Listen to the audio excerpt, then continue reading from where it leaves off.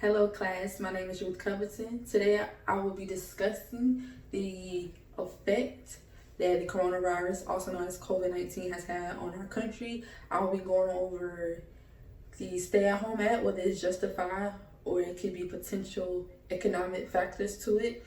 And I will also be discussing whether or not children should go back to school. First, I would like to start with that I think the stay-at-home order is justified. It has its pros and cons.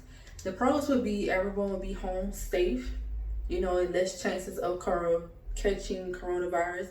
But also, there's a big downfall to the stay-at-home order. There is a higher rate of unemployment. There has been a higher rate of convictions, even though there is a temporary ban on rental convictions. There has been 11% of people being convicted at their homes, especially in Texas. There have been people evicted out, and as you know, Texas is real hot. So therefore, you have children and elderly people and people with families who have nowhere else to go being convicted and put out on the street. You have people, the economy. If people are not working, therefore people are not selling, therefore if people are unemployed, and then people are not buying, so therefore there's nothing being contributed to our economy. It's kind of like on a kind of down slope. Even though there are people out there who are still able to work, who still have their jobs, who are still able to pay their bills and whatnot, you still have that high rate who's unemployed, who's being evicted at their homes, no food. Then you have people who are starting shelters for this fact. So the stay-at-home order, the biggest pro is less cases of coronavirus, but also there's a big downfall of the stay-at-home order.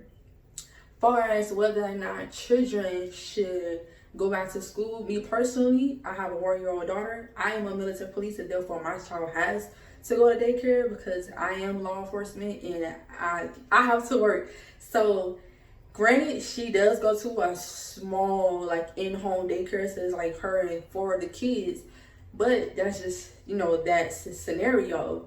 You talking about hundreds and thousands of kids and college students, because I'm a college student myself, going back to school. I just felt like it should be done online. Within first couple of days of school reopening, there was 1,200 students and teachers being quarantined. There are between 40 to 70 cases per day from out of 100,000 people per the CDC. So I do believe kids should just stay at home. Do they learn better in person? Yes, they do. Because me personally, I learn better in person. I am a visual learner. I'm a hands-on learner.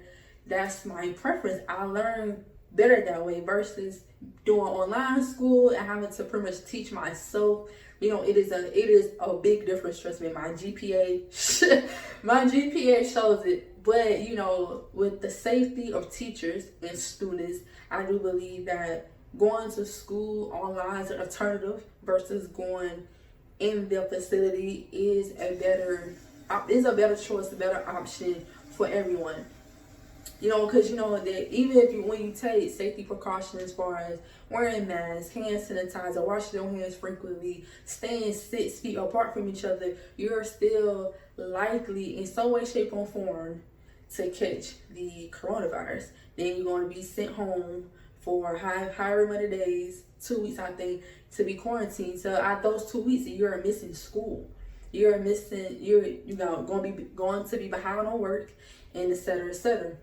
So that has concluded my briefing. I have went over the stay-at-home order. I have went over whether or not the stay-at-home order, the pros and the cons. I had also went over whether or not kids should go to school in person or should there be an alternative. And like I said, I do believe kids should go to school online because it would be safe for not only the students but the teachers as well.